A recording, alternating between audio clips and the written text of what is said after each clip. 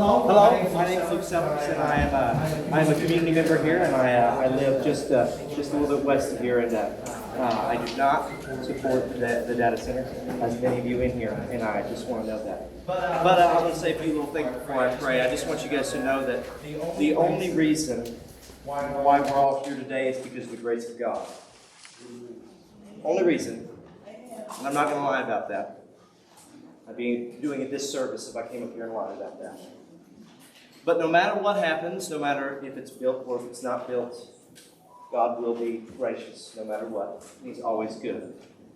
But it doesn't mean that we can't pray for strength and obedience and trust. So I'm going to pray. Dear Heavenly Father, we just love you, Lord. We ask you to guide us.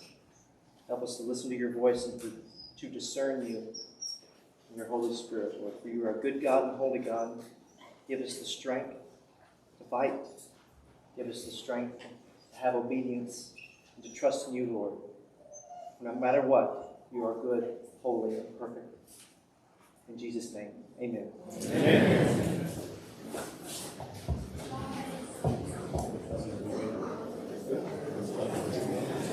Okay, thank you for joining us. I'm just going to kind of help facilitate the meeting tonight. My name is Amanda Sellers. I'm a fourth-generation Rock community member. I'm a Sands Public School alumni, and I'm a proud family farm owner. I want to be clear on a few expectations and housekeeping. This building is very echoey, so I'm going to ask as much as possible to kind of keep the side conversations down. We will have a time at the end of the meeting for questions and discussion. Let's try to save them in. We are going to have some. Really kind of the purpose of tonight's meeting is to share information for the effects of data centers. I want to make it clear tonight, this isn't about a fight for land rights. As landowners in here, we all know our rights, and we're very fond of those rights. Just like I have the right to bear arms, and I have the right to, if any animals on my property, a wild hog like I'm currently experiencing, if they're messing with things, I have the right to go out there and take care of that animal. What this is about is about safety. This is about physical, mental, and emotional safety of us humans. It's about when I take my right, my gun, I decide to wave that gun towards my neighbor's house, I've started to infringe upon their rights. So that's what we're here to talk about. We're here to talk about safety. I want to go ahead and a couple housekeeping things that were in here earlier. The restrooms are back here. We have a sign-in sheet over here. We'll have a donation table set up here. And I think mainly that is really kind of it for there's some refreshments back there in that corner. I want to go ahead and introduce a couple of you community members and neighbors, Jelena and Candace, to come up here and share some of the resources and information. That's really what we're hoping you guys have tonight is resources and information to make the informed decision that you need to make so your voice can be heard.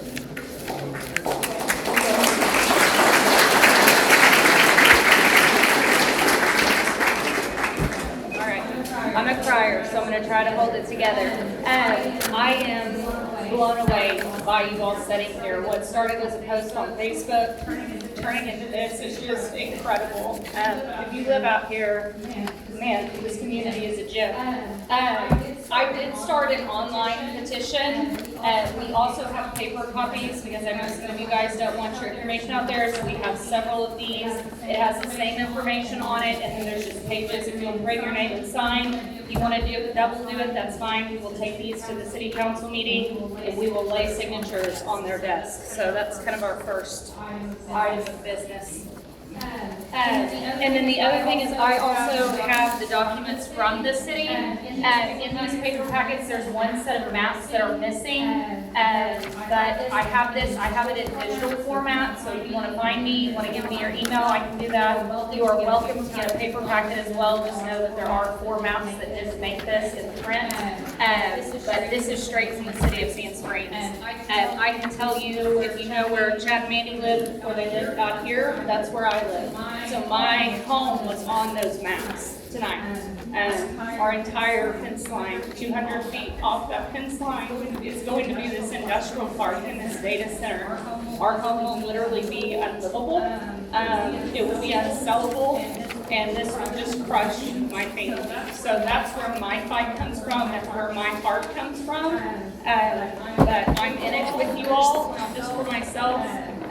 This community deserves to be taken care of and protected. This is wrong. So those are my two things that I have. If you want this, after the petitions go around, we have them at this table. Come get them. If you want a digital copy, come give me your email. I will send everything to you so you can read through that it's 65 decibels unless it's an emergency mode, and then there are no rules. So everything they have is in here that you can read for yourself and to be educated and informed about what their plan is for that land. So I'll pass off to you, Dylan. So my name is Jelena Bennett. Many of you may remember me as Jelena Compton. I too am a fourth generation, and now my children are coming back home, and this will be a fifth generation on our family farm. We've raised cattle in this part of the world for probably close to 100 years or over. But tonight is not just about all of us that live out here. Tonight is about every single person in this room. Because in one way, shape, or form, if this goes through and this data center is developed, it's going to affect every single one of you. Through mostly financial. You know, we're impacted on an emotional level, but we are all, every person in this room will be affected on a financial level. So I appreciate you all being here. One of the things many of you may have received this flyer. There's a few data facts that you're going to see on the slideshow tonight. I wanted to have this for anyone that is technologically challenged. Everyone else, feel free to take pictures of the slideshows. We're also going to have them posted on our website. To tune into that, it will be updating for quite some time. It is new and up and coming. So we're going to try to keep the community involved as much as we can on anything we find out, as well as any new research that we find.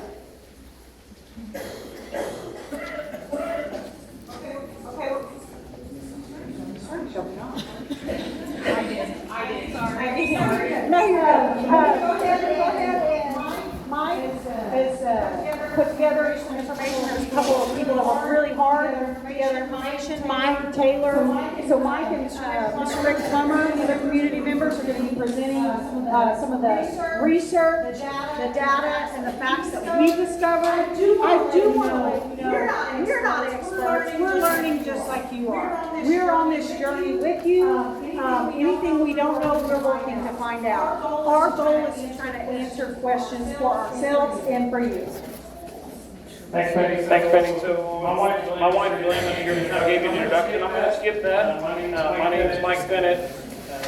I'm a transplant here. I can give you a little bit of info. Grew up in a military family. I'm not originally from Oklahoma. Went to 9 different schools by the time I graduated high school and moved about here 2 years. Moved to Oklahoma in 99, found Sand Springs in the year 2000, and I've been here since. This is the longest single time that I've lived anywhere. This is home to me. So one quick question before I get started. Does anybody have a lot of questions before we have after your meeting? Do you have questions that anybody else has? All right, so my name is Slade. None of us are experts, but we have spent the last several weeks we found out researching. We've talked to organizations like the Cowboys Association. I've talked to the Chattahoochee River Keepers. I've talked to people in Coweta who successfully fought this off. We've talked to people last night that went to Silver City that are having their fight. We talked to my wife's a Creek Nation member. We went down and we were part of what the Creek Nation represented. They won their fight with the data center this Saturday. Council voted 11.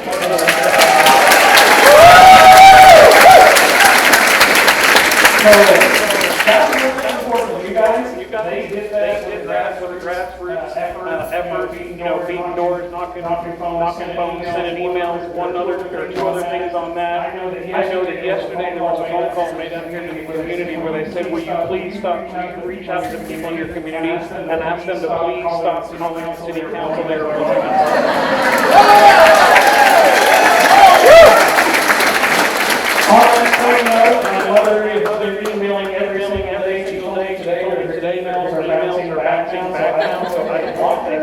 or if we have shut down their email service. But either way, I call it a win. So I'm going to skip around a little bit. I'm going to try and keep this short so I can keep you guys running through here. I can talk about this all night. I'm a very analytical person. I love data. I love information. A lot of what we're going to share with you is experience that other communities have, what other data centers have gone into. Because, as many of you probably well know, if you've reached out yourselves, that our city officials, our city manager, our planning and zoning commission, they signed NDAs, so they can't tell us anything, they can't tell you anything. Keep in mind, sure, that's all based on that. Anybody here curious about what a data center is? Raise your hand. I'm going to start real simple. So a short version of this is a temperature controlled building that houses infrastructure. What that really means is a giant concrete building, usually some windows. It's going to be filled with computer structures, servers, just a bunch of computers. They're going to do various things. When you pick up your phone and you say, "Hey Siri," or you say, "Hey Google," those things all travel. That information comes from inside of a data center. When you get on Google and you say, how do I find a new car? That information's coming from a data center. Bitcoin mining, there's several things that come through a data center. So some data centers, some things that we know in Oklahoma and Mays County near Pryor is an 800-acre data center. That's what the current campus size is, with plans of expansion. The environmental report showed that Mays County Data Center used more than 815 million gallons of water in 2023, and that is the second highest of all Google data centers. Keep in mind that Google is an international company. They have data centers all over the world. The second largest one, Mays County. 2 data centers are working on Muskogee right now, Core Scientific and Polaris. I am not sure if one of those, because I don't know the names, was the one at the creeks shut down or not. There's one in Stillwater that's being proposed. Some hyperscale data centers happening in Tulsa. I'm sure you've seen them on the news. Clydesdale, our anthem is to be 340 acres. That'll be at 11th and Creek. And Project Clydesdale is 500 acres, and they're going to put that in the Cherokee Industrial Park, Mohawk Park here in Owasso. So yeah, there's quite a few. We're not the only ones. We're just one of the ones that hasn't come here yet. We got a chance to fight. So hyperscale data centers, they're going to require a massive amount of water for cooling. Most of that's going to go through their HVAC system. I'll touch on this in a little bit. You're going to hear things like closed loop cooling systems and how much water that conserves when they go that route. I'm going to bust that myth later on. Project Anthem, they're looking at 1 billion gallons of water a year. A hyperscale data center development, it's going to pose some severe risk to rural water supply, groundwater, rivers, and streams. To put it into something tangible, I know I'm throwing around millions of gallons, thousands of gallons, right? So a hyperscale data center can easily use the same amount of water as a city of 20,000 people. The city of Sand Springs, as a whole, current estimate from census data is about 20,300 people, which means this data center here will use as much water as the city of Sand Springs by itself. Some other things that are really key to look at, like 51% of data center operators, they track their own water usage. So data centers are responsible for tracking their own water and energy usage. Only 10% track usage across their facilities, and that comes from the American Society of Civil Engineers. And of course, we're going to talk about this a lot tonight, but NDAs, that's another thing that they use to hide them. This is a plan of kind of how the water system works, how the cooling system works, about how it cycles through the computers. And again, I know I'm moving fast on some of this. This is all available to you electronically. Everything we have is available. We'll share it with anybody. We're not hiding behind an NDA. So it makes it through, it transfers out. Looks like I may have to switch mics. All right, energy demands. So they run 24/7. They don't shut down. They don't take Christmas off. They don't shut down at night. If this one comes online up here, it's going to light up all night long. It's going to run all day long. The cooling fans that you hear, they will run 24/7. You will hear them when you're outside. Now, a lot of rural communities are facing blackouts and the strain on the power grid. We know for a fact that down in Texas, when they had their drought, that the citizens were asked to conserve water and they did rolling blackouts. Do you think the data centers had to do either one? You are absolutely correct. They did not. So Oklahoma Corporation Commission has reported they're expecting unprecedented growth. Try this again. So I'm going to go a little bit off topic here and stay with this. Tonight while I was there, I went to the PSO representatives, and I know for a fact right now that PSO has requested a $1.2 billion rate increase. It is not approved yet. If that is approved, it is specifically known that it is go to battery storage and energy production. If that is approved, that cost will be divided amongst all PSO users. So that will hit your pocket to the tune of about $10 to $12 per month for all PSO users. That doesn't account for more. So I asked them, currently, and excuse me, I don't remember the number off the top of my head, but the largest PSO consumer of electricity right now that PSO has is either consuming, I forget if it's 130 or 150 megawatts. They have, that's 100, let's just go with 150. 130, we'll use the lower number. 130 megawatts being the largest, right? They have one customer coming on board right now that is requesting 1,000 megawatts. That's about 8 times what any current customer has. So I asked him when I was there, and I'm going off track on this because I'm actually really angry about this, but I asked him, I said, so based on that, what do you think this location of the spring project is going to use? And he said about half that. So that means it's going to be a 500 megawatt facility. If that's the truth, then it will be the second largest customer PSO has and has had to record. I don't know about you, but I don't want to pay for that. While I was there, I asked another question that's been brought that I can't talk about in NDAs. I'm talking to the PSO guy, and I said, do you support eminent domain to put your transmission lines in across property? And he said, well, we support using our agents to talk to property owners to buy right-of-way for our transmission lines. And I said, yes, sir. I said, so yes or no? Do you support eminent domain for power lines? And his answer to me was, we support our agents to purchase property from landowners. If you want to know his name, I have it up here. Rojas, I think was his last name. I'd be happy to share it with you. You can call him and talk to him about it. Data center impacts. So we talked about the noise system. We know they're hitting about 96 decibels inside. Outside, you can look at about 85 decibels. So 85 decibels, if you are exposed to that for more than 6 to 8 hours in a working environment, it is recommended that you wear ear protection at 85 decibels. So obviously some of us are going to be somewhat removed, it's going to travel some ground, but it should be emitting about 85 decibels of sound 24/7. I want to play a little video for you here. This video was taken across the street. This is the cooling fans running at a facility, I believe it's in Georgia. Is that right? It's this one in North Dakota. That's the one. This one right here.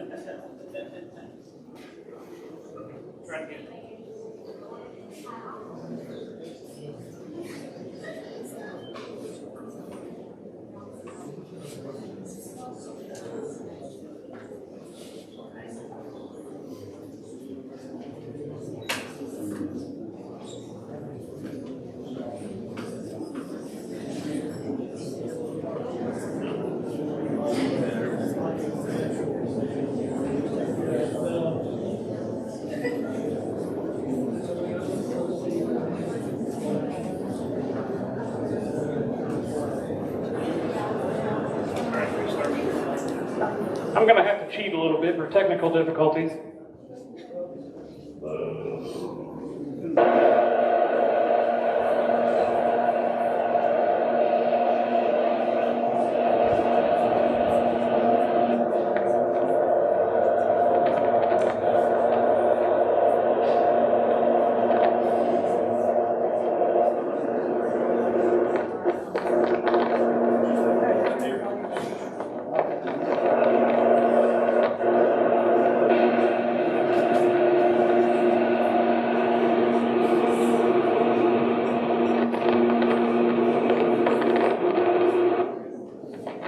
that's just a small example. If you live across the street, what you're going to be cheap for technical difficulty reasons there, but that's what the folks that are living across the street from these systems are listening to.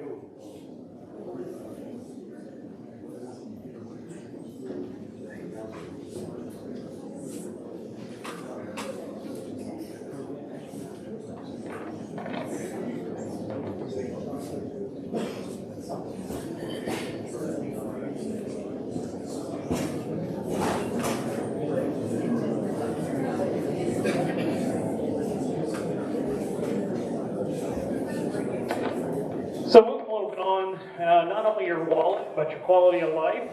Data centers are one of the fastest, Georgia right now is one of the fastest growing regions, as well as Virginia. If you spend some time looking at what's going on in the state of Virginia, they're getting hit with a massive increase. Right now, we have, I believe it's 11 data centers in the works in the Tulsa area. I heard a rumor today. I cannot validate this, and I don't even like talking about rumors, but one of the people that I was talking to preparing my information told me that the goal is at least one data center per county in the state of Oklahoma.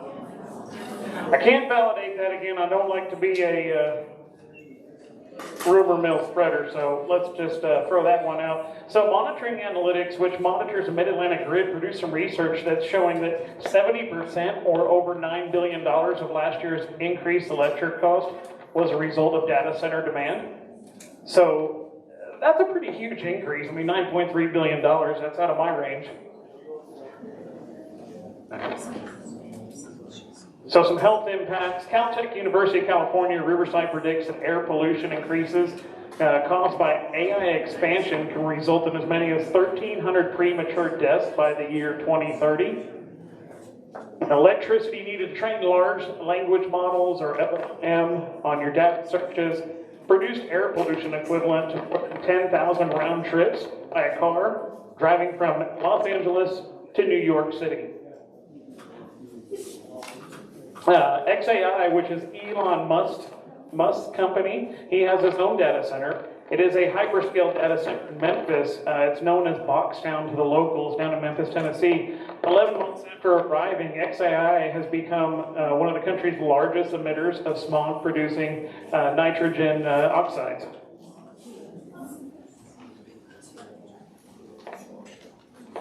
Some other public health concerns, electrical issues, power cabinet malfunctions, arc flashes are problematic, can cause fires. One of the other things that we're not aware of, that we don't know, any of you that have built buildings on your property or work in construction know that we have some standards around here for wind loads in Oklahoma. Of course, with tornadoes, we all know about tornadoes. We're not sure, with all of these documents being restricted by NDAs, what kind of tornado and wind precautions are designed into the data centers. So while I'm talking about fires and data centers, she's going to play a video for you. One of the other things that they use to offset the fluctuation in electricity in data centers is what's called a BESS, and that is a battery energy storage system. So a battery energy storage system is the size, they build them into shipping containers. I'm sure you all know what they are. So a shipping container will be filled with lithium-ion batteries. I suspect, along with some other professionals that I've talked to, we anticipate that the battery power system for a hyperscale facility like we assume is coming to Sand Springs will be approximately 3 acres in size. When those things go into thermal overload or thermal runaway, the procedure for the fire departments involved in this is to let them burn. So we're going to play some videos. This one's a little bit longer. It's about 5 minutes, but I really want to let you watch and see the impact. What I'm telling you is great. They're going to have a report on here about one in San Diego that burned for 17 days continuously. So if the city of Sand Springs is the reporting agency on this, do they have the staff? Do they have the equipment to put out lithium-ion battery fires? Do they have the time to put 17 trucks out here for 17 days to monitor this fire? And when they do, and you live in Prattville and your house catches on fire and you call the fire department, are they going to say, sorry, we're sitting on a battery fire? There is risk involved. Now one could be approved in a residential neighborhood. CBSA's Brian White investigates. Three fires in a year, one at Valley Center, another in Otay Mesa, and more recently in Escondido, at this SDG&E facility where one of 24 battery containers caught fire. It's called thermal runaway, a chemical reaction when lithium-ion batteries overheat. Once it starts, there's no way to stop it. Really, the fire that's happening inside the battery has to run its course. So that chemical reaction really can't be stopped. These fires can take days or even weeks to burn out. The one in Escondido lasting 13 hours. The one in Otay, 17 days. The big concern for us is what's toxic and how far is that going? San Diego Fire Rescue Battalion Chief Rob Rosendi coordinates responses to these types of fires all over the county. He says they use atmospheric monitoring to check for toxic gases like hydrogen fluoride and hydrogen cyanide, which can be deadly. And you're going to smell that carbon, that soot material that's being burned off from the fire.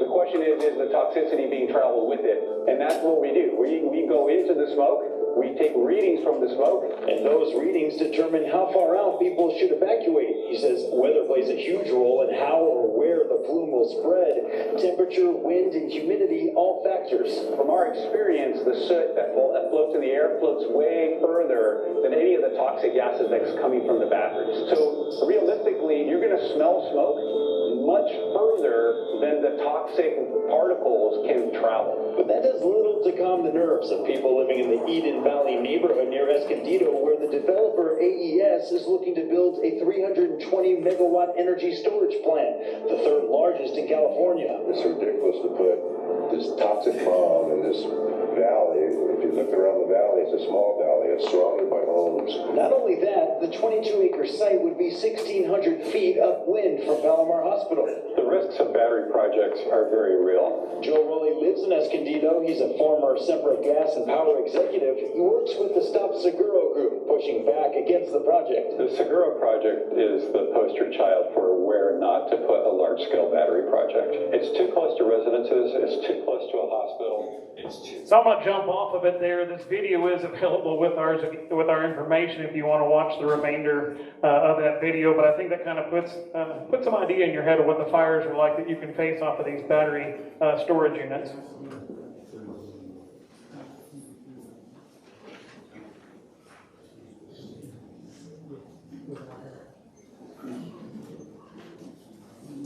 So land and wildlife impact, right? So most of your data centers are going to encompass on the small side about 50 acres on up to 300 acres. There's a few that are larger, obviously Pryor's larger. This one's going to be larger. So they're going to clear vegetation. They're going to alter drainage. So EPA is actually involved in some of this as much as they can be. There is actually a red tape being removed on the federal level to win the AI race with foreign countries. So there are some EPA restrictions that are being lifted and not enforced through this. Also, we talked a little bit about it earlier. So land clearing, habitat loss. Anybody in here hunt? Yeah. So you guys know, how much hunting land is there out there? You hunt on public lands? A lot less of that, right? And then you talk private lands and it's even less. So obviously there's some concern there. So cooling system generators, they introduce thermal changes. This can get really scientific. If you want to geek out on some science with me, I'll be happy to discuss it. But they have some things called microclimates. And in a microclimate, that is where the climate of an area is impacted through geological means, through buildings, through release of heat. So when you take a giant concrete structure, you heat it up. Anybody have a brick house? You touch the outside of your brick at night after it cools, that brick's still hot, right? So you affect even in your house like that. That's a really small microclimate. On a larger scale, when you're releasing a ton of heat exchange from the heating and cooling systems in these data centers, you have an effect on what's called a microclimate and a climate in that area, which does have an impact on wildlife.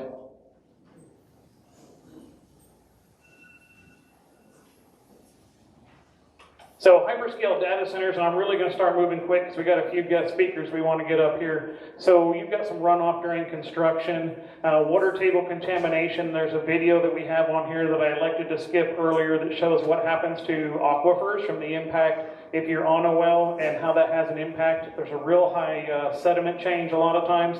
dirty water. The video, if you watch it, was one that happened in Georgia, and a lady that lives across the street who has to scoop clean water to use in her house. She's on a well, and of course, everybody says that that just is the way that the well happened, and it had nothing to do with the data center. So these are a couple of views. This is a switch project in Atlanta. This is a really large project. This is, and I know they're kind of unclear on this big screen, and it shows everything kind of what the new ground looks like. You know, the trees are gone, everything's scalped. This is a switch project down in Texas, and this is a beautiful picture. Looks great, right? So some of the things that they're missing in there is the transmission lines. They, of course, if you looked at the renderings tonight while you were in the city of Sand Springs, they don't include those. That's part of the playbook. You don't see the massive transmission lines that are running through here. You don't see, and those are different from the data lines. The data lines are what carry the information. The transmission lines are what power it. You don't see those things. What you do see is light. In the world of people who don't care for data centers, we call it the data center halo. And that reflects up off of the clouds, and you can see that after dark. Impact on citizens. So AI or Bitcoin mining, there's really no direct benefit for citizens. You have higher electric bills. We talked about that. Tulsa World is anticipating that it's going to be a 15 to 40% increase throughout the next 5 years in your utility bills. Data center can use the same amount of electricity as 80,000 homes. So again, what a Sand Springs is going to use, we don't know. Again, it's a speculation based off what other hyper data centers are using. There's going to be a cost for infrastructure. So when you talk to these folks, they're going to say, oh, we're paying for the infrastructure. They're not. So what they're doing is they're going to pay for what they have. They'll pay for what's on their land, just like you. If you build a home, you have to pay to get that water, that electricity from the road to your home. The infrastructure, what they're going to sell to you, is they're going to tell you they're benefiting you in the city of Sand Springs and the surrounding area by bringing in brand new infrastructure for you that you didn't have before. You're going to get better power. You're going to get better water. You're going to get all these things that are better, and we should thank them for that. And that'll be their sales pitch to you. Keep in mind that $1.2 billion rate hike that I talked about earlier is what's going to cover this. You're paying for that upgraded information or that upgraded infrastructure that they're selling you. So during the construction phases, they're going to have thousands of trucks. Most of these processes are going to be a 6 to 10 year process. Sometimes they work round the clock. I can tell you that to date in Oklahoma, no data center has been willing to sign a contract that says that they will only use construction crews from the state of Oklahoma. They bring in their construction crews from out of state. They're going to bring in workers. They'll pick up a few, right? We'll have some local electricians, some local plumbers. They need the manpower that's here. They're going to pick some up. But they will not to date, not a single one of them has signed a contract that says, we promise we'll only use Tulsa, or even larger, we'll only use Oklahoma companies. They simply don't do it. I can tell you I'm in the steel industry, and I have yet to see a single RFQ or request for quote come across my desk to quote any steel for a data center. Maybe out there, maybe I'm just missing them, but they're not coming across my desk.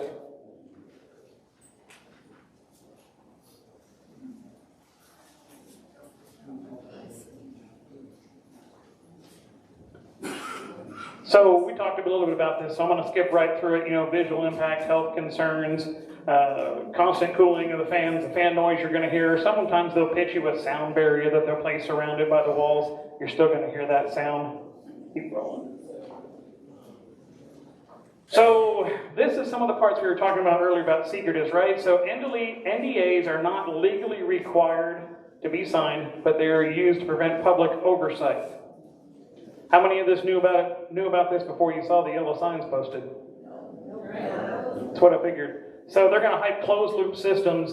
They're more costly. They use coolants. They use chemicals on those coolants like glycol, which is antifreeze, bromine, chlorine. They're going to dump those in there. They still cycle those systems. Those systems have to be topped off with fresh water. So even though they say they're circulating that, they are going to be adding fresh water to that. In addition to the fresh water that they're cycling in, the electric consumption actually increases, so you don't really mitigate any losses by your little bit less water that you're going to be using a closed loop system, because the increased amount of electricity it takes to run the cooling systems and the pumps on those closed loop system. So we talked about construction. Large centers employ 30 high-skilled workers, not local workers. Technologies are replacing human jobs. I know you guys saw recently in the newspaper that Google They let, what was it, 100 employees, I believe, right? They let 100 people, turned them loose, and they replaced their jobs with AI and their data centers. National University, by 2030, 30% of current U.S. jobs could be automated. 60% will have tasks significantly modified by AI. So we're looking at about 300 million jobs could be lost to AI globally. They're going to tell you that they're going to bring employment here to Sand Springs, and they're going to have people employed in this facility. The reality of it is, in a facility this size, there'll probably be less than 100 employees. Most likely, they're going to have about as many as a McDonald's. Most of those jobs are going to be things like maintenance, security, and janitorial work.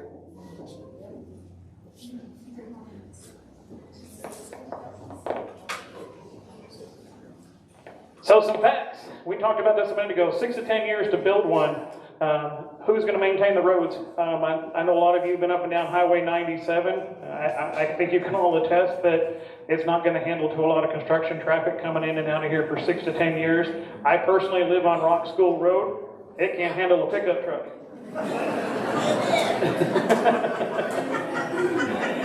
And of course, I keep talking about this and I keep harping on this because I know a lot of people, if you're coming here from Prattville, you say, well, this is out here and how does this impact me in Prattville? Again, that's going to be through water and utility costs. Our best estimates, I talked to you about the electrical side, should be about a $10 to $12 increase.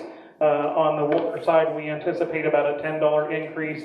So initially, that means I anticipate you'll see around a $20 to $25 increase in your utility bills.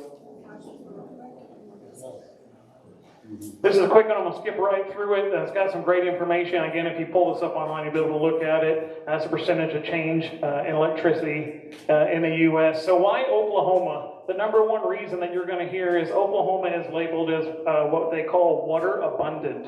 So the belief of these data centers is that northeast Oklahoma, we have a ton of water. Do we? We sure do. We have Grand Lake, Keystone Lake, Skytube Lake, Delaware Creek, Bird Creek, right? Ton of water. What happens when it doesn't rain? Yeah, we're not water abundant in Oklahoma unless we have rain. That's one of the biggest things they look for. So they look for good coal, good gas. We do have a fantastic support of our electricity generating plants here in Oklahoma. We support them well. They do a lot here.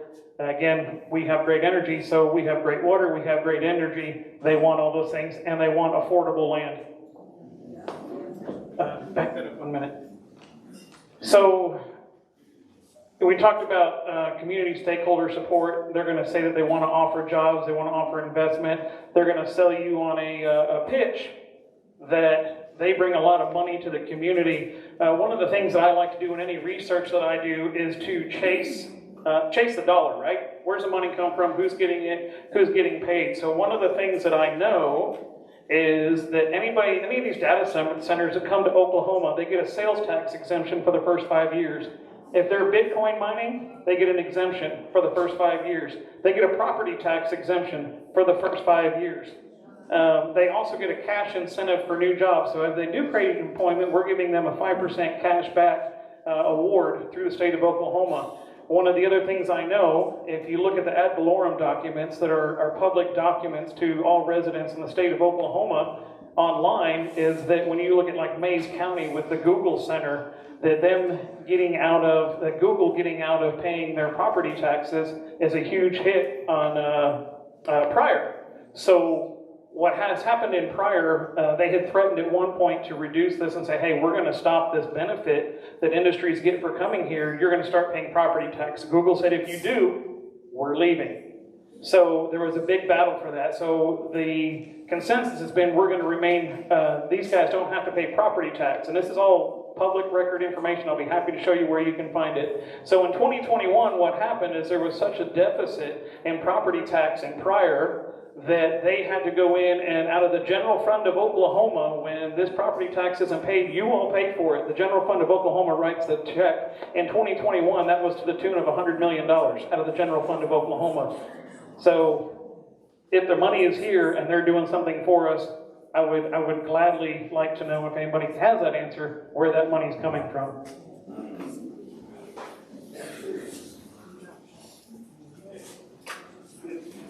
Okay, thank you, Mike, for sharing those details. We have a lot more of those.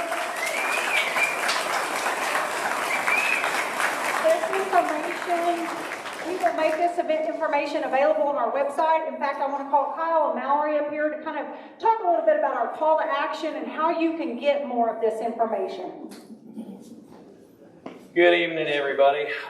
Man, I am so happy to see the turnout, and I am so blessed to be part of such a community that is so engaged. So, it's an honor.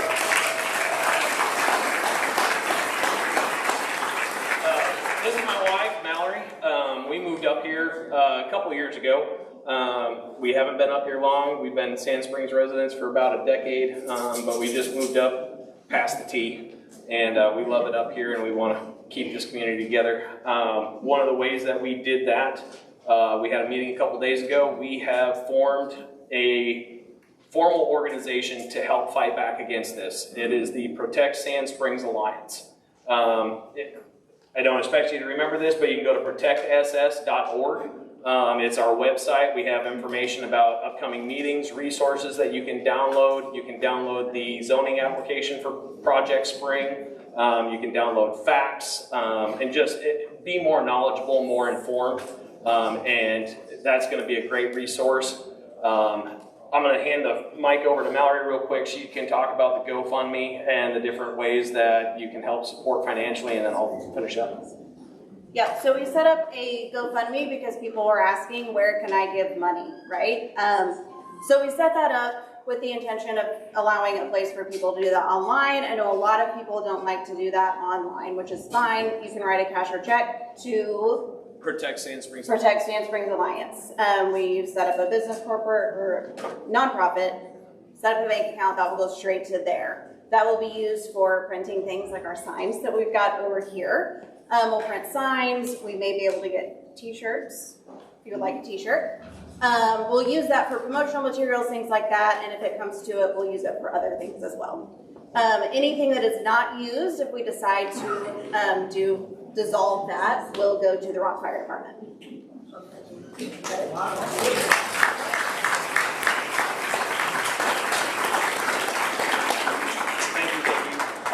So I can't thank the community enough for turning out tonight. It's been so great to see everybody. If you have more questions about the Protect Sand Springs Alliance as an organization, Rick Plummer is our treasurer over here.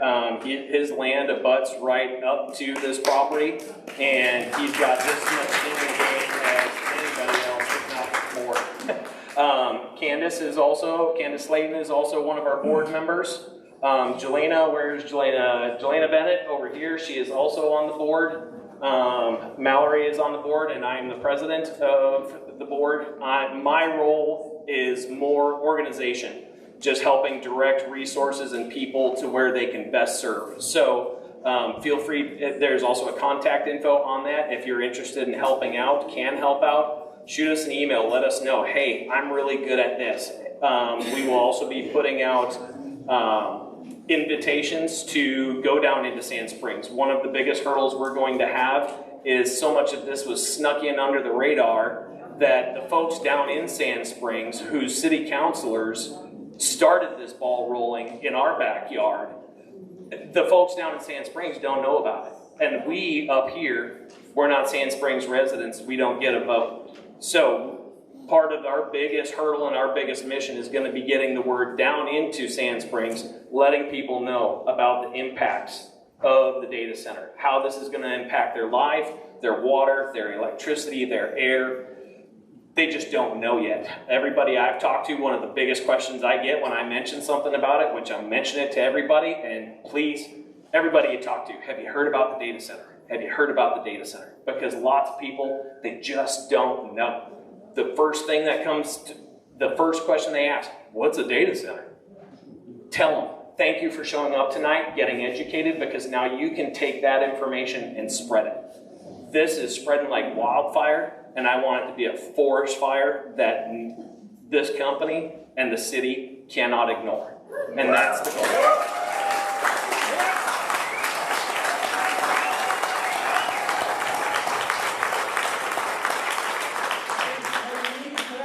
We are Sand Springs residents. We are. Absolutely. We are Sand Springs residents without a vote. Yeah. So, I and think that's they call the- that, what is it, taxation without representation? Yeah. So we need to organize. That's the role that I'm playing. Help us out. Get involved. Let us know how you can help. Spread the word. We're going to be asking people to line the streets down in Sand Springs, hand out flyers at Walmart, spread the word, get it out there, and make it an issue that cannot be ignored.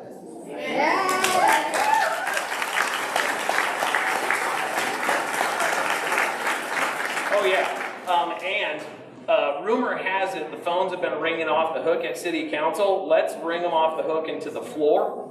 Tell your friends, your family, anybody you know that lives in Sand Springs, give them the City Council's phone number, give them the extensions, give them the emails, and let everybody's voices be heard. Not just up here, all of Sand Springs, and Skiatook, Sapulpa. This affects a lot more than just our community. Get that word out as far and wide as you can.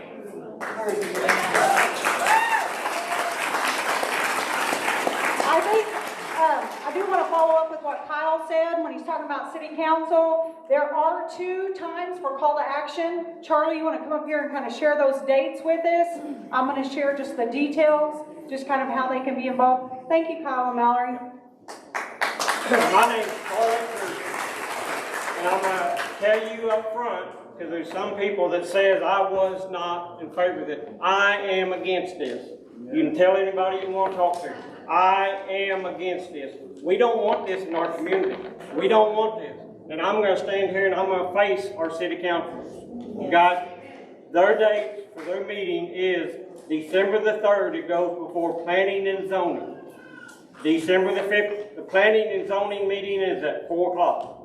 The council meeting is on December the 15th at 6 o'clock. All these meetings will be held at the old city hall downtown. We need to be there. We need to show our support. We've got to be there. Good question. I want to real quickly, when Charlie said this city council is on December 15th, you have to get on the agenda. You have to formally fill out a form. I have them. I will email them to you. That December 15th meeting, you have to have this in by the prior Wednesday, which is Wednesday, December 10th at noon. I'm going to pass these out. Wait a minute. Okay, hold up. Okay, that's what I was told. Oh, perfect. We got the city manager. Thank you, Mike. You don't have to do that. We are going to let everybody speak. You can show up. We'll have a sign-in sheet, and you'll be given 3 minutes apiece to talk. And so you don't have to go out of your way to do any of that. You're going to be given the opportunity to speak. Great. All right, guys, everybody listen. Because I'm going to ask the city council, guys, please vote no. We do not want this. It don't belong out here. It does not belong in our community.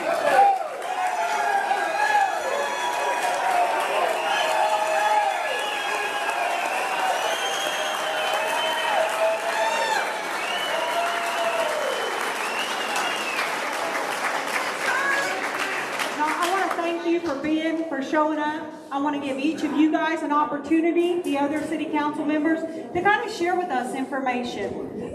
Because you know as well as anyone else, we come in, we spend our dollars in your town. Right. Our kids go to your schools, we work at your businesses. So we're going to give Mike and city council about 5 minutes to kind of share their perspective. Thank you. Thank you. I'm not here. We are here because I talked to council and said we need to go to the previous meeting, and then we need to come out here. Charlie asked me to come out here. I've known Charlie for years, and so we can't bring the entire council because of the law that says we can't have an open meeting. But we brought 3. We brought the mayor, the vice mayor, and the councilor whose ward district that is. And so they are interested in hearing that. They wanted to come tonight. And it is not an us versus them thing. They haven't made a decision. And so I want to clarify one thing on the application. Anybody can apply to do anything they want to. That doesn't mean it's going to happen. That means that everybody gets the right in America to make their case. These people will make the decision. I don't get a vote, you don't get a vote, but those 7 counselors who've been duly elected get to make that decision. But we have open meetings where you get to come and make your voice heard. I encouraged everybody, I called Charlie as soon as I could tell him that this is what the application is. The day the application was made, I called Charlie. That was a promise I made to him, right, Charlie? Yeah. And so I followed through with my promise. As soon as we had a formal application to do something, I called Charlie and said, Charlie, it's a data center. That's what they want to do. And so this is America. People need to make their voices heard. We're a representative republic. And so you're going to hear a lot of information. There's things that I've learned tonight that I want to follow up on. There's questions we're going to have of them. There's questions that the city council is going to have. And so, but if you need to have, I had a gentleman that was at the last meeting that proposed something to me and said, if this were to happen, you need to put in these walls. I hadn't heard of them, but we're going to follow up on that information. But we need to hear from you. This is how decisions get made. I know everybody wants it to be as simple as I don't like it, so don't hear them and just tell them no. That's not the way America works. We got to give people their day in court, if you will. And so once that's done, these people will make the decision. But I appreciate you all allowing us to come out here and hear your viewpoints on this. Thank you, Mike. Do you have the other 2 city councils that are here? I want to go ahead and give them an opportunity. 3. I want to go ahead and give you guys the opportunity.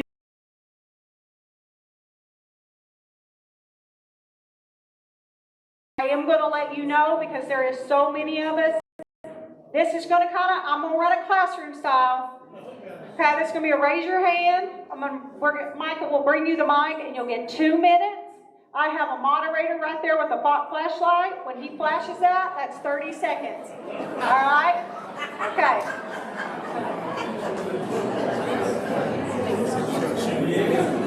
My name is Jim Spoon. I'm current mayor of Sand Springs. I want you to know, when I first heard of data centers, I thought we were on the leading edge of technology. We are not. We are the last frontier. Right. Now, the city didn't go looking for this. This was dropped in our laps. So when you talk about the city going and not looking out for your best interest, there's nothing to that. That's not true at all.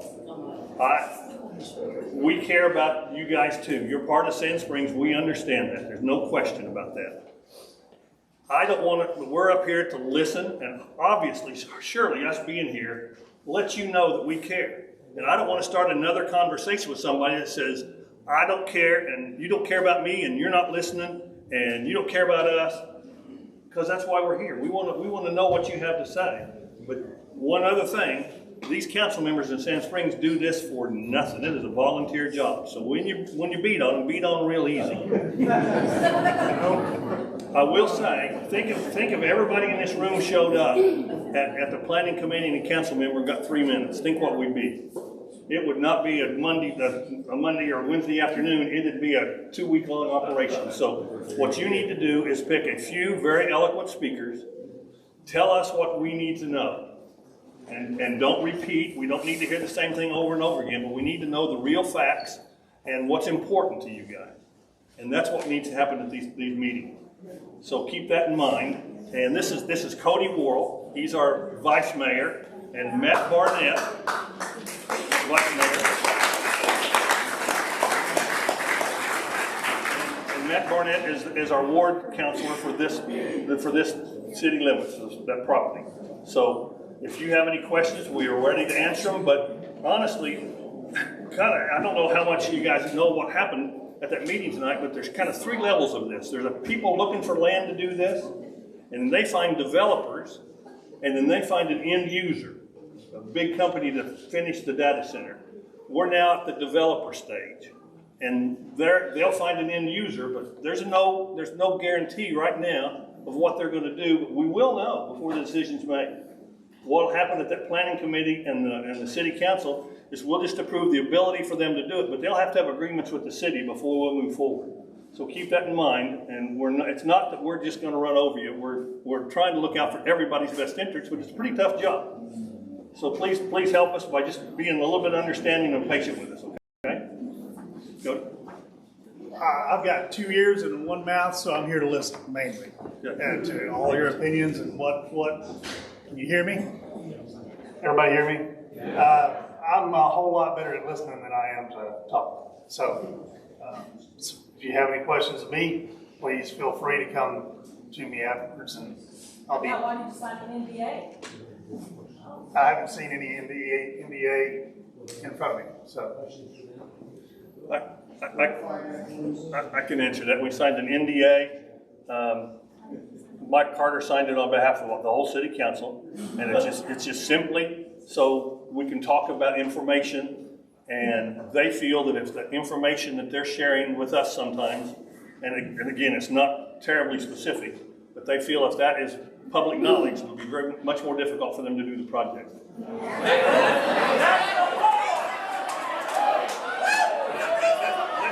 to what I said. Listen to what I said. There's no agreement's been made. There'll be agreement before it's over. But we have to do that, or they just won't even talk to us. So.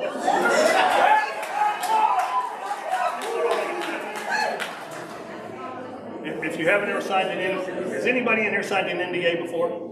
You'll understand there's levels and limits of what you can do with or without an NDA. Okay? You can also not sign it for first place.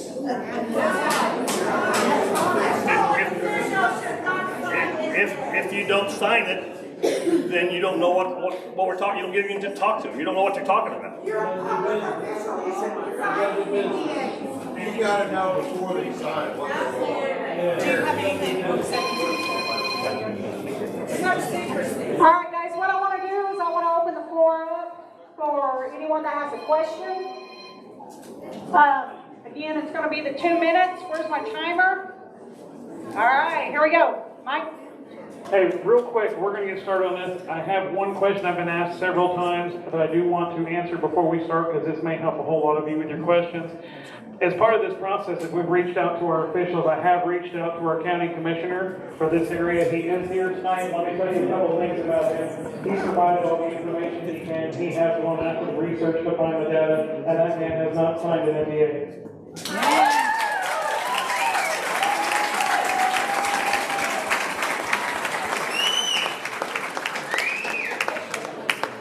My question was just, we're on Virgin Valley, you were talking about PSOs, and I was just wondering how that would affect Virgin Valley. So the short answer is you're probably not going to see, so GRDA is who supplies the power for, is that correct? Ask the question. So the question she asked was, she has Verdigris Valley Electric in this area. Some of them are PSO, some of them are Verdigris Valley out here.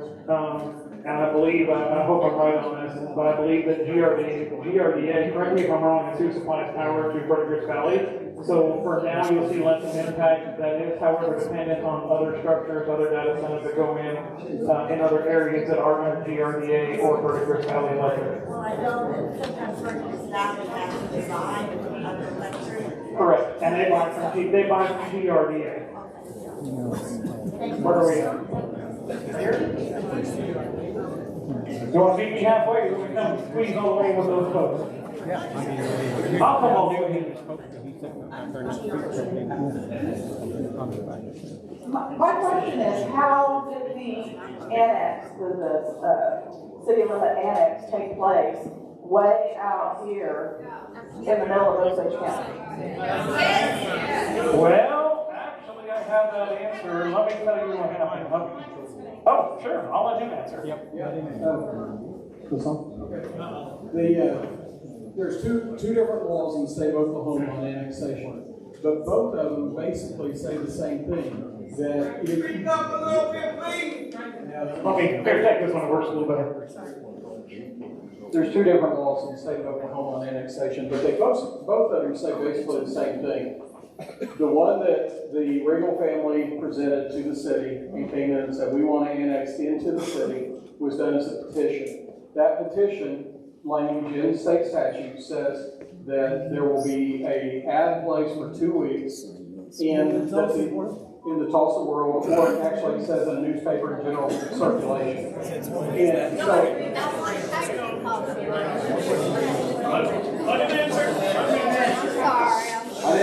Folks, I didn't do the law. This is your state legislature that did this.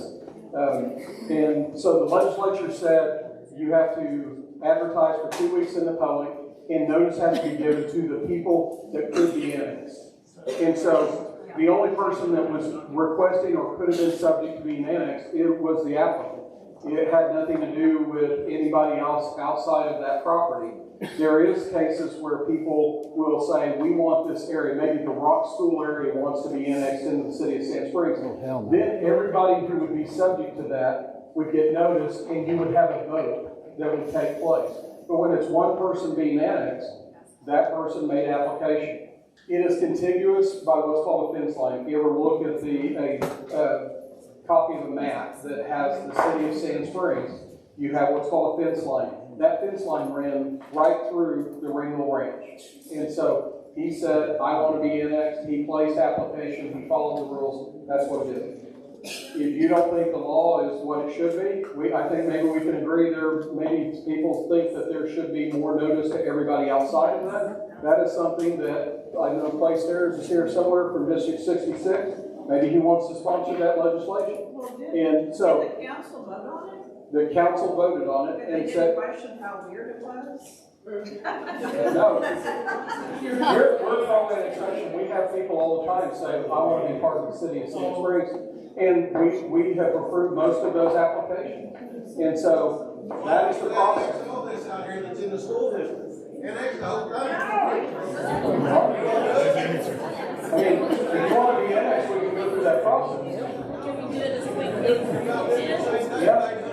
It would be the same process if you all want to do it. There would just be, with multiple people, you might not have everybody agree. But that is the process. Thank you, Mike. Okay, so. As I work my way back there, I have a ton more information on that exact question. Anybody wants to talk to me afterwards, I'll give you all the information you want on that question. All right, you, sir. We're talking about this 1 million gallons of water. Is it gallons or is it cubic gallons? Cubic gallons is 7.5 gallons. Well, I'm going to tell you what I know, because I am not a water expert. If anybody else wants to jump in, I'll gladly hand it off. And what I can tell you is only what I've read and what the data that's been provided to me, and I have not seen anything that says cubic gallons. By no means am I an expert. I just know that all the data and what I've read and what I've seen, the newscasts that I've watched, and even talking like Chattahoochee river keepers, and I talked to the lead keepers today who are up out of northeastern Oklahoma. They all say gallons. Doesn't mean that I'm correct, but it's something, certainly look it up, research it. Rick Plummer. Mike, that gentleman right green too. Hey, first of all, I want to thank the city councilors for being brave and coming out every Tuesday.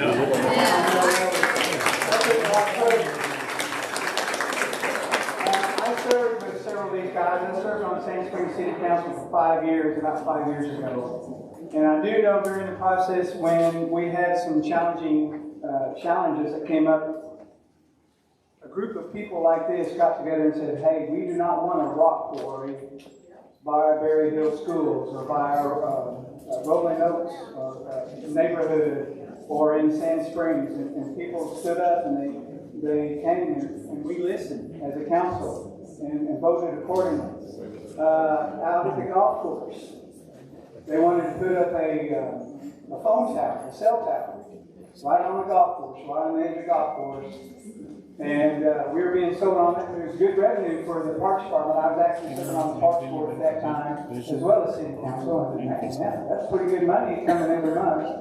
But we heard from the people, and then made a vote accordingly. And there's another example that sits here right now, that Dollar General. Remember Dollar General? Yeah. That was one of the last things I was involved in before I moved out here off Shell Creek Road. I'm out here, I'm neighbor with you. I'm 32 acres, right by Palm Creek Estates. I'm 3 miles from this. Alan Ringel is one of my best lifetime friends. He really, okay, I'm speaking from the heart for him. And I probably hurt his feelings by standing up and talking about it, okay? Because we love them like family, all right? But all that aside, I personally don't think it's a good idea for this part of our country, this part of Sand Springs. I mean, everything else around here is ag and it's residential. I said all this because we have our perspective. What we've not heard, since you guys are here, maybe why is the city interested in moving forward with this? How does it, quote, benefit the city? And that's what I said to begin with. When someone makes an application, they have a constitutional right to be heard. That's what we're doing. I know everybody, like I said beforehand, I know everybody wants us just to cut it off and just say, no, we're not doing it. That's not due process. That's not the way America works. They're going to hear this and they're going to make their decision. And their decision is going to be, at that meeting, it's going to be one of three things. It's going to be, they approve it, they disapprove it, or they need more information and they're going to send it back and say, we're not doing anything until we get more information. That's the three things that can happen. And so it is not a matter of why we're for this or why we're against this. It's we're going through the process. We came out here tonight to hear what you have to say. The counselors needed to hear that. And so that's what they're doing at this point. I understand the passion behind it. I understand people's wants. You wouldn't be all grouped up if you all thought this was a great idea. Now we just need to go through the process. Like Phil said, we've been through this process on other things, and we got accused at that point that we were just going to do a Dollar General come heck or high water, and we didn't do it. The council said no. That is the process. So, I mean, that's the answer to the question. What else is the city versus the county? That Regal Ranch is down city of Sand Springs. They annexed it. They annexed it in.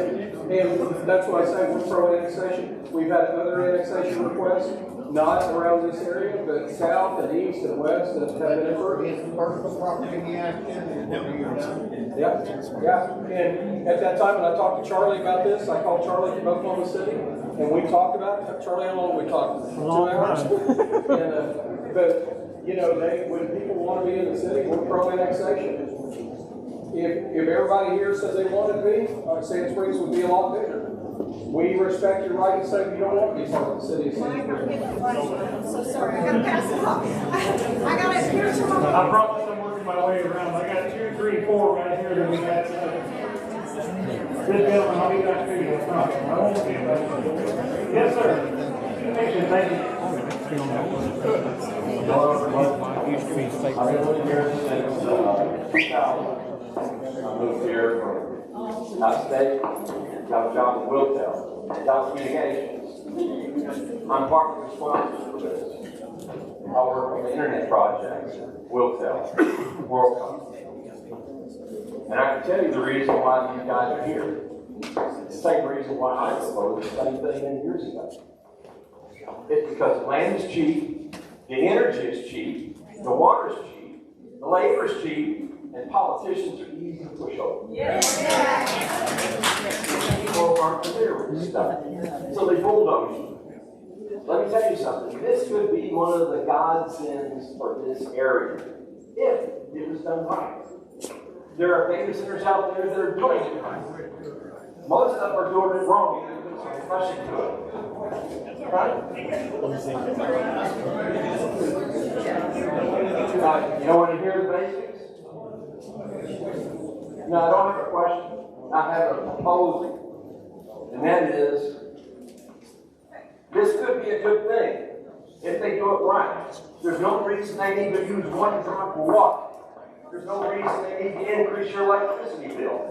There's no reason you should pay for structure. There's no reason you should put up the mill rates. There's no reason you should put up the pollution. It can all be dealt with.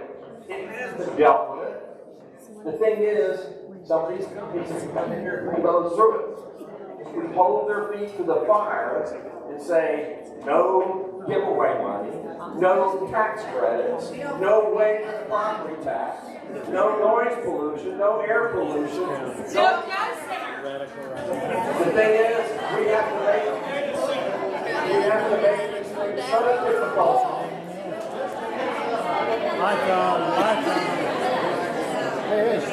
So I'm saying, don't give an inch on this. Don't give an inch. Don't let them come in and bulldoze you. So, I am gonna ask that no matter what everybody's opinion is, they are entitled to it, but you guys, I know there's a lot of tension in the rooms, make sure you, give everybody their fair time, they get their 2 minutes, so I appreciate the tension, and I certainly appreciate your support. You're next on my list, I'm gonna move back there, and then we're gonna try, I know I'm kind of on this side of the room, we're gonna try and cycle around. Thank you guys for showing up. My question is, because this is such a new world, do we have any ordinances that deal with anything having to do with this? And doing data centers or any type of businesses that are along this line? Because Sand Springs is, for 100 years, has been an industrial complex. And most of us have worked at Sheffield or, for Dow.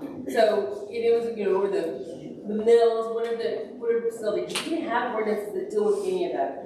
The second part question I have is, you're the only person who's bringing the income off of working at this. Is there any financial incentive that you get for the expansion of this within the city? And then my last is, I'm gonna let you answer that, after that I have one last comment. My husband works remotely from our home. We live in Sand Springs, doing it for data centers. He's been in hundreds of data centers all around the area. And he talked to people who are with Google and Meta and all the others, and he asked them the one question: if a data center moved near you, what would you do? And their answer was all the same. And their answer was to move. Yeah.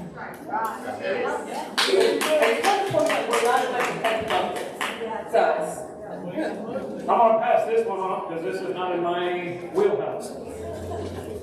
Let me go with the first one on, do we get any money for this? No, you. Me? No, I do not. I have a contract, but the contract doesn't call for any sort of bonus for this. And so I get paid a handsome salary by the city of Sand Springs, but I don't get a dime more. Nothing else. Nothing. No bonuses, no nothing for this. What was your first question again? Ordinances. Do we have ordinances? That's a great question. So we have, what is going to happen is what the process is called a PUD, a Planned Unit Development. And that PUD, the council, if they were inclined to pass it, they can put restrictions or conditions on the center as part of that. So in a way, it's like an open canvas to put an ordinance on them that says you have to have buffers, or you can only use this much water, or you can, different things like that. So yes, in a way, one of the things I really found interesting was about the fire issue in the lithium batteries. That's something I'm going to be talking to our fire department about, and we may put some conditions on that if they were to do that. But again, that is why it's valuable for us to hear information from you all about your concerns and about things that can happen. I'm going to get one more on this side. I've had some really patient folks, and then I'm going to jump to the other side of the room, and I will work my way back over here. This gentleman, I know, I've got one that was in front of him, but I'm not trying to skip anybody. I know everybody's very passionate. I have two comments. I come from a background of engineering, and I did not grow up in Oklahoma, but I spent about 30 odd years living here in Oklahoma. The first comment I have is there isn't a single community inside the entire nation that is happy with a data center in their neighborhood. The second comment I have is, and this comes as I work for the state in certain capacities, the NDA does not benefit you. The NDA benefits them. You have a right to refuse that NDA. You have a right to revoke that NDA. Part of me feels, and I say this with all due respect, that you may need greater expert help in making this decision, both legal and engineering, because when you sign an NDA, you're bound by what they want out of you rather than the other way around.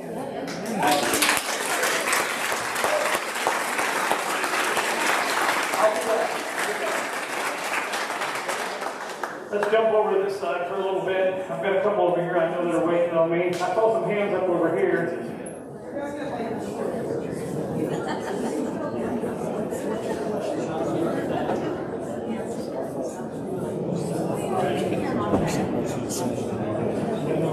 Here we go, sir. What do you mean? Have we go? He's not talking to us for a couple minutes.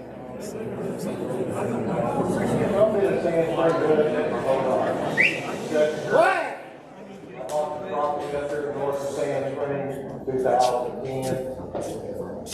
It's about 10 acres just south of Ringgold's Land. Where Chad Manager up, they got the property line next to Ringgold over there. My thing is, the buffer zone that they talk about is only 100 or 200 feet. That's absolutely nothing. Let's talk about a buffer center, a buffer that goes around it. Are they willing to buy us out to go around that? If you want to sell, if this does go in, do you want to buy? I know Kenny and them don't. I know the Watsons don't. They've been there forever. I'm friends with them. But my thing is, like Jim up there, I support his business and everything, and hopefully he'll give us a fair shot up there in this. And I know that none of them guys up there want bad reputations to the city and all that. I want to be able to. I went through this out in Western Oklahoma. I got 948 acres out there, and we got windmills everywhere. And it's horrible. It's freaking horrible. You got the decibels that's way exceeding that. I've got one mill that's a mile and a half from me. And when I lay down at night, out there on them plains, it's loud.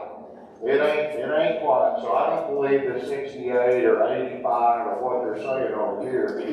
But to be 10 acres apart from something like this, and maybe 35 acres to the center of it, that's just asinine. I mean, there has to be something, if this thing does go through, which I don't want, and I know everybody in here don't want me wouldn't be here, other than a couple of people. But the only thing I see this benefiting is not Sand Springs, it's not the community out there, it's not Rock Fire Department, it's Allen Ringgold. That's it. Well, I have more on this side. Right here, sir. I just got a kind of a question. Years ago, yeah, I mean years ago, and Charlie and everybody might verify this, the state was going to reroute Highway 97 right through Ringgold's property before it was Ringgold. And it was stopped because of wildlife preservation come in and told them they couldn't do it. Pristine wilderness. Pristine wilderness, there you go.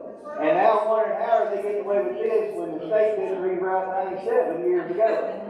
So that's my question.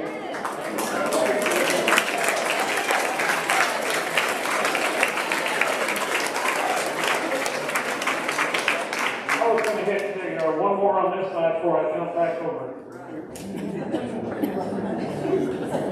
I live on Delaware Creek. When they proposed that 6 million gallons are coming in, do we know where those 6 million gallons are going to go to? And what is that going to do to Delaware Creek and us that live along that creek? So the city officials may have another answer on this, but when I pulled up the records from the city of Sand Springs, this is posted on the water treatment information right on their website. Sand Springs can treat 3.1 million gallons a day. That doesn't really say how much water they can produce in the city of Sand Springs, but my guess would be, and maybe these gentlemen up here can tell a little more about this, but my assumption would be that they can only treat 3.1 a day, that they can only release 3.1 a day, because you certainly can't put out more than you can take in. Yeah, so this would be on a sewer facility, so, but if they're taking in 6 million, I really don't have an answer to that question, because the best that I can tell you is I know Sand Springs can only treat 3.1, but I'd be happy if any of these gentlemen up here have a better answer for that. Mike, maybe? Mike, you might bring your attention to, this is what we know about Project Lightsdale. That's the data center that's currently going in at Owasso. Already approved, started groundwork. Yep, they're gonna, Clydesdale, they're gonna cycle it 3 times, and the wastewater treatment facility there, they're gonna treat it and then dump it into Bird Creek. Mike, you make an answer some more about Sand Springs. We have the ability to expand our plant to 10 and GD on wastewater treatment. And one of the things that we've already, in the preliminary discussion, said is if this were to go forward, they have to pay for all improvements. We're not going to increase our water rates and things like that. but we do have the ability to go to 10, and we have the ability to match what we need to do in water treatment. So water and wastewater are different, obviously. But yeah, let's see it. These are all septic tanks out here, where's the sewer line going? So his question was, and I heard when I was back there early, and I can expand on this, but you said we're all septic out there, which is true. What was the add-on to that question? Where's the sewer line gonna go through at? Yeah. If they did, it would go down right away along Highway 97, and that's the government. We put lines down road right of ways all the time. That's why the right of way road is.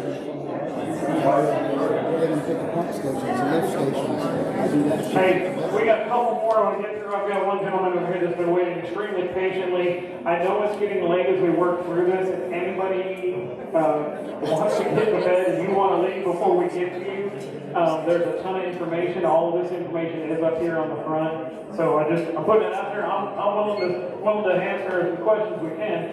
You were up next, right? My question is to the city manager here. We went over this presentation talking about how, we went over this presentation talking about facts that he gathered about other data centers and how everything's gone up, electricity, water consumption. I sat there and listened to you at the other meeting for 15 to 20 minutes, talking about how that's not going to happen here, along with this man's comment, this gentleman's comment, saying that it's done right. What do you say to that? How are you planning on, if it is approved, how are we not going to see the effect of it ever improve it time and time again in other cases around the country? But that's not true. Right. Council would, as part of the PUD process, they would put in requirements. And we've been willing to listen to them, we've been willing to listen to you, if there are things that we can use to mitigate. Again, the council may listen to this and decide this isn't the thing to do at all. But if we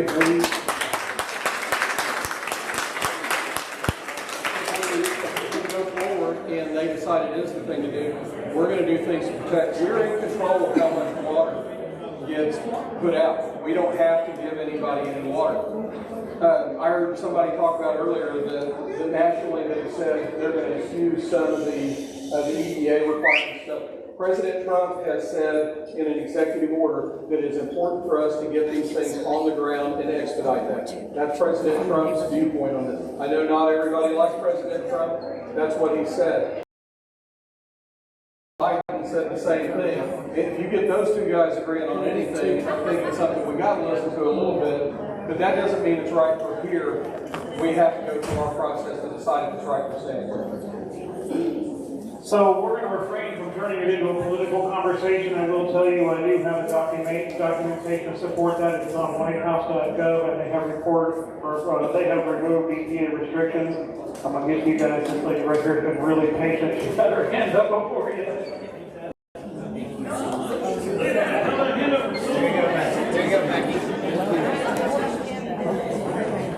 Okay, I have. Come on up here. Come on down. So my question is, clearly this is an environmental issue that is going to affect a lot of people. It's also a financial issue that's going to affect a lot of people. So as the board, what are you guys doing other than just listening to us write or listening to their sales pitch, trying to get you to accept it? What are you guys going to do to research, get the help, the expertise that you need to make a good decision? That's kind of what I would like to hear from you. That's my first question. My second question is, if you vote yes to rezone to industrial for the PUD, and developers fail to secure a data center, what else could then flip on the Yes. So once it's been zoned, it's zoned. That second question was a wonderful question. We've actually mandated that as part of the PUD that it would not be open to, it is specific to just that use. That's what's going to be considered. That is protection we wanted to put in because we can't have them come in and say, hey, we're gonna do a data center and do a bait and switch, and then put in something worse. You know what I'm saying? So I think that was a great question. What was the first one again? What are you as the board? Oh, yes, what are we doing? So we're already talking to other cities that have these, and we're talking to cities that are planning these. And we're looking at the different things, their experiences, and looking at seeing where we need to watch out, what are the pitfalls, et cetera, like that. But it's a lot, that's how we do most things. We talk to other communities. What did they say? Well, a lot of it has been around, you know, like I talked to Al Pryor, we looked at what has been their experience. And we haven't found a lot of negative out there. There's not a lot of the stuff that we've seen on this. That doesn't mean there couldn't be. And so that's where we really started. We started talking to Stillwater because they just approved one. They gave us copies of their contracts. We looked at Muskogee, we got copies of their contracts, and we're looking at those processes. And who are you talking about? The city managers, the people, yeah, things like that. Have you gone and stood outside one of these to listen to them? Yeah, actually, early on, I took the mayor and I said, you know, I don't know much about data centers. Let's drive. And we drove up to the Cherokee Industrial Park, and we also drove to, you know, where the State Farm building is over in Tulsa off the VA. We drove to that one and we listened to it. Went over there twice, once with the mayor, once with my assistant. And we wanted to listen because I was worried about noise, and so we wanted to listen. So. And the light pollution too, not just the noise, but the light pollution. Yeah, I think all that's valid concerns. We need to look at those. So let me put a little order in here. I'm gonna get this guy, I see that hand, I'm coming back to you, and then you sir right here with the beard, I'm gonna hit you with number 3. That's my order for now. Hi, I'm Dave Kessler in Preservation District, just down the road a little way. But my question is a lot like Becky's, and I don't think that the prior data center is even anywhere close to a fair comparison because that's already in an industrial park. That's right. This is in a wilderness. So that's nothing to be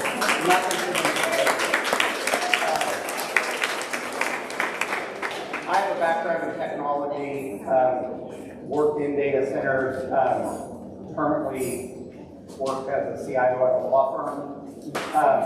We really, my question is, a lot like Becky's is, are you bringing in experts? You signed an NDA. How can you talk to experts about the specifics of this project and find out and truly educate yourself on the environmental, the economical, and all the other aspects of this if you can't talk about it?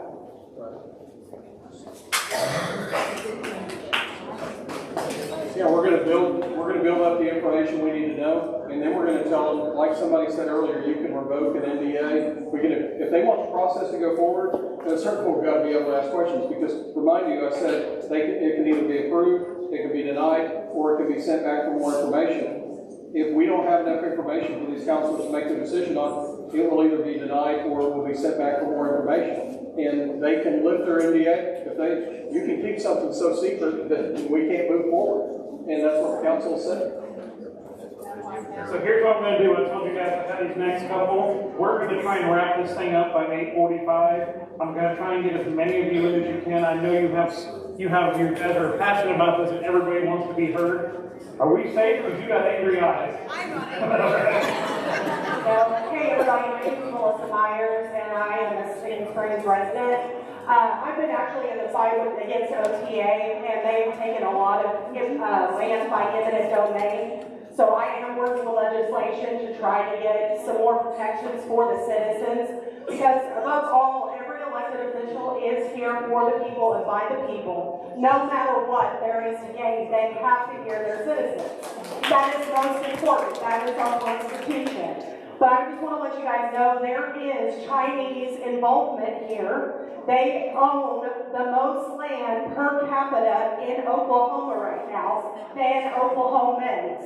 That is a problem, especially when we're bringing in these data centers that's now going to have maybe my medical records, maybe my card data, that's what it says down at the other place. That's some critical things that should be covered by HIPAA, and no other, place should have that access. That's a problem. But to also let you guys know, I have friends that live where the Clydesdale is. They just got a letter this week that a third party is going to be hired, and they are going to conduct pre-blast inspections in their structures, in their homes. That means they are going to take video and pictures of inside and outside of their structures. That is a violation of my liberties and my property. So that is what's coming with every data center that is coming to our state.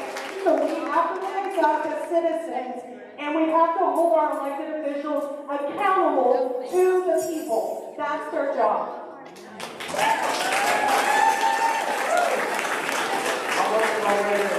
All right, you sir, thank you for your patience. You're up next. Well, I'm not real sure if I know what I'm talking about. You got to mention NDA, which I think is an agreement between you and the company. Okay? Is that correct?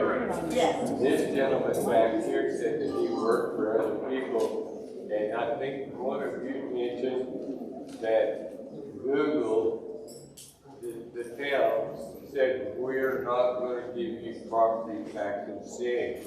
And they said, okay, no deal. Now, I may be wrong on those two. So they need to do that. My question is, if we tell them we're not going to give you incentives, sales tax incentives, property tax incentives, or any other incentives, that should kill the deal right there. That's right. That's right. So I guess the That should question. kill the deal right there. So I guess that question I want to follow up with that, gentlemen, sir. I appreciate that. What incentives are we getting? What are Sand Springs getting? Before I pass it on to Mike, let me throw one thing out. I apologize, we use a lot of acronyms, we throw a lot of stuff in this to short up to read it. I should have explained that was on me. So an NDA is a non-disclosure agreement. When two people will want to discuss business or something else, you sign a form that says, I swear to God, I won't talk to anybody else about this if you don't. If I do talk about it, you can take legal action against me. That's the short version of an NDA. Yeah, I will tell you where we're at right now. The discussions is they proposed something, it wasn't acceptable to us. We're pushing back as far as saying, no, that's not good enough. What did they propose? I can't talk about that. Let me explain something. When everybody talks about NDA, we do NDAs all the time. When Chick-fil-A wanted to come in here, when Whataburger wanted to come in here, when all the stores that we're bringing in, we're getting ready to do 75,000 square foot of retail. Every one of those came with an NDA because they don't want their competitors to know what they're doing. Chili's had it, everything has it. That is a normal course of our world, but essentially, there is a point where they have to drop that, and we have to make everything public. We have to be able to talk with them about the project, or we can't make an educated decision. On that same note, before I pass this off to someone, can I ask you a question? So I've talked to some of these other folks, and I'm going to use a term that we call the data center playbook. And the data center playbook is a certain line that they move through. On that NDA, if I'm not mistaken, the penalty, and you can tell me I'm wrong, and I would love to be wrong actually, but if I'm not mistaken, that penalty for going outside of the bounds of the NDA, that lawsuit is going to be over $100 million, am I correct? No, I didn't say anything about $100 million. We can be liable for other damages, but in the end, folks, this company wants something of us. It's going to be either acceptable or it's not going to be acceptable. And these counselors are the people who make that decision. It's not me, it's not anybody else, it's them. And so if when we get to the point, there's going to be a day where they have to either be no. They may not make the council satisfied, and this whole thing may go away and be done with it. That's up to the council. About the council and the public. I'm going to hit one right over here, right over there, and right over there. Those are my three. We're probably going to get pretty close to our time at that point. This right here is another one of our members in the community that's been helping us. He's been dying to ask a question all night. It's my friend Brian.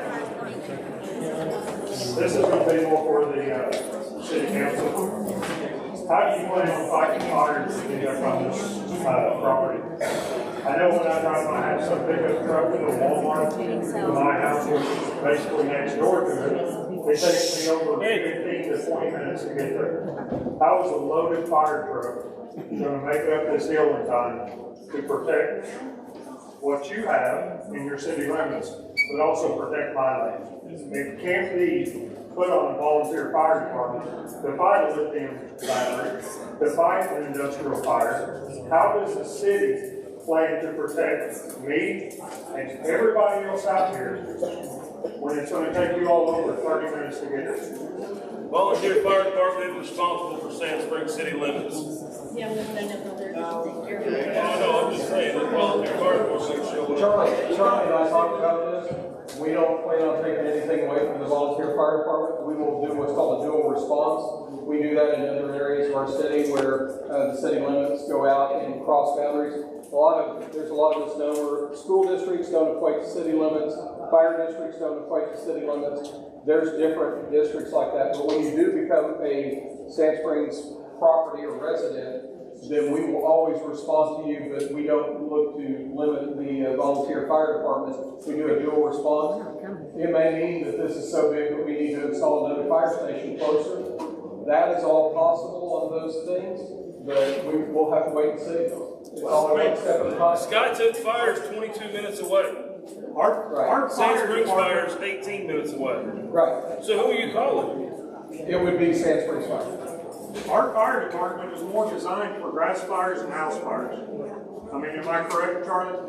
Yeah, and we have no intention of ever, if you said, well, we don't want you to respond, we will always respond because it's in the city limits. So we're not putting it on you, but it may be that we have to build another fire station if we think that's needed. Who's going to pay for that? The citizens in Sand Springs? Yeah. You're going to ask the law to do that and make the citizens? Actually, a lot of the infrastructure, if this were to pass, would be passed by the taxing entities against the data center. How are you gonna pay them? How are you gonna pay them and how are you gonna increase So, the lease? I got another question for you. Since my land butts up to now city property, are you gonna take my property to put a fire station on? Or would you put it out here? Because it's all county land. You would make it on their property.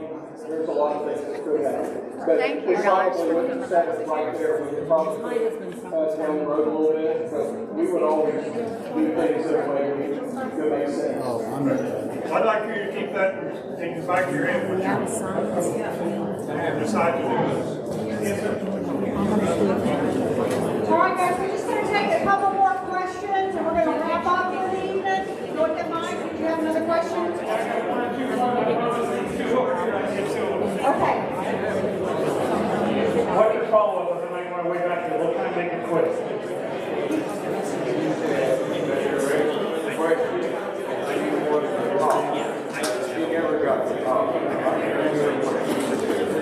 Mandy, this gentleman said when we were wrapping that up, that you said that was a great question, and he thought you were going to add on to his question. Did you have a response?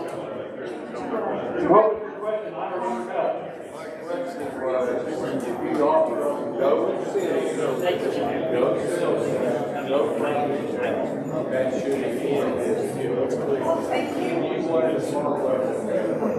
What I had asked him when I followed up was what was the incentive, and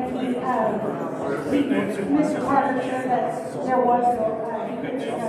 Hey, real quick, I just want to let you guys know that we have a lot of people asking for signs, for T-shirts. We will make those available on the website. You will be able to purchase the shirts. You'll be able to get some signs. So thank you. I just want to let you know. All right, Mandy, I've got two more. Two ladies finish our last two questions for tonight. I will tell you guys, we might need to get them out of the building so they can wrap up. If you want to talk afterwards, I'll stand out in the parking lot with you. I'll go over the data center playbook with you. I'm sorry. We are.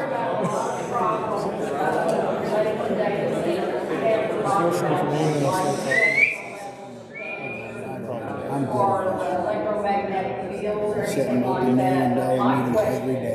to those of you that work in the Having one of those city, signs to would you please You can have, whose sign is that? Yeah, so I'll tell you what, we're gonna get some more made, and I'll get them to you, okay? Okay, great. We got what we can get as fast as we can. Small ones, big ones, You bet. whatever. You All bet. right, so the question was, would you, city councilors or the representatives of the city be willing to discuss a moratorium? Mayor, do you want to address that? They want to know if you want to discuss the moratorium with us. I don't know how to reply to that. We don't know enough about it to say yes or no. Today they made, we're still getting information, so I can't say anything. I don't know. If it turns out to be a bad thing for Sand Springs, maybe that's a good idea. But Have you collected any data on impact assessment for medical or toxic or anything like that? Have they disclosed that? I know you have an NDA, you can't tell me, but you can tell me if they've done any kind of research for you for long term. you kind of have a little bit of a wrong idea of NDA. It's not like we can't talk about anything. I know There's just what I'm saying. specific things we I can't know talk there are about. certain things you can't tell me, I but think as Mr. Carter a told you- citizen of Sand Springs, I heard and you. someone who works with children, and someone who is very responsible for the upkeep of those children's entire well-being, have you done any medical data, long-term data, Mr. Spoon or Matt? Do you know anything about the Can I answer now? Well, I'm gonna add to her, because as a concerned citizen and a mother that has dealt, and we're concerned about our future generations of children that have had cancer, and you sat with your children that have had to have those procedures and had to have those treatments. We have that concern, so we want to know if that. I cannot tell you how much I've read online on that. I mean, this is just the beginning of all this stuff. I'm trying to educate on everything about it. We talk to facilities, kind of all over the nation, and they're very honest. They have no problem sharing. They no longer have an NDA. They can discuss everything. And most of the places are all public record. Once it's done, it's public record. This is what we do. And what is now? Okay, I haven't found anything to indicate that. But we're still looking. I'll be sure to send an email. All right, I'm gonna go back here. This was my last question this evening. I'm so sorry. I do want to ask one favor of anybody that's here, anybody that's able. We do have to break down this facility tonight. I would certainly appreciate anybody that would help us pull chairs up. This is our final question for the evening. I'm sorry for those of you that did not get an opportunity to speak. Your opportunity is coming December 3rd and December 15th. Thank you for being here. I live on Sky 2 Lake, built 25 years ago in Ford property. Over 25 years now, we have watched the lake from its peak to the very low. And it swings greatly, the watershed is small, other lakes are down 10 feet, Sky 2 is down 25 feet. So my understanding is because that Sky 2 Lake supplies Sand Springs, that the water for this project would come from Sky 2 Lake. And I'm very concerned about what will happen to that lake. We tried to go to the Corps office and get information, and they gave us a phone number and an email address, and I left a message, but I haven't heard back yet. So, has there been any work done yet to really look at, is it even viable to have that water come out of Sky 2 Lake? Not very many good answers. Yeah, so the water rights that we hold, we currently have, let me say it's like this much at the top of the lake, you're looking at a graph. We can exercise 11 more million gallons a day if we choose to do that. Then you have that quality pool that they will always leave in place, that they don't go below. And that is up to the Corps of Engineers. We also have what's called ground record. So we can't pull 100% of everything every year because as the lake goes up and down, it affects what you can pull in perspective of that. So it's a good question. I don't think there's an issue, but we would always work with the Corps of Engineers. They're not going to let the lake go dry. They would stop us. And like I've told people before, down at the other meeting, we will always put our people first before we put. I drink the water out of the tap too. I live in the city. we're never gonna let the tap go dry before we do a business, and there is the possibility this place is gonna use no water. We already don't have, most of us don't have good water pressure. Can I add to that real quick? So, like in California, when the state's running dry of water, they go to the citizens and they tell you, quit using water. They don't go to Google and tell Google to quit using water. You're the one that's going to quit using it. You're the one that, like in California, who's going to get put on a thousand gallon minimum, or 1,000 gallon restriction. And if you go over it, you're going to get fined, not good. So, my brother said he's 100% correct. If you look at the data in the state of Texas and their data center, and I talked about this earlier, that when they had a water shortage and drought, they did ask citizens to control their ration, their water usage, and their electricity. They have rolling brownouts. Obviously, that's in Texas. I don't know how. Outside of that, I don't know how big of a problem it is, but I know it has happened. Let me, I know Mandy's going to wrap this thing up. This has been her show. I just want to take just a minute for myself. I really want to thank you guys. I want to thank my committee, my local neighbors here for allowing me the opportunity to come up here and spend so much time on this microphone. Don't forget to stop by.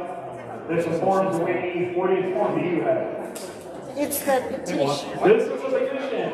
We will file it. Please make sure you sign it. Again, I know we may be at odds with these gentlemen here right now. They've got a tough seat that they're in. I do want to thank you guys for coming out. I appreciate you taking the fire. I'm sure on Tuesday night, we much rather be doing than getting drilled by all of us, by us locals here, but I really do appreciate you making yourselves available and facing that fire. Again, thank you guys so much. I'm going to turn it over to Mandy. We just want to make sure you know again, the website is protectss.org. The Facebook page is, remind me again, Mallory? Protect Sand Springs Alive.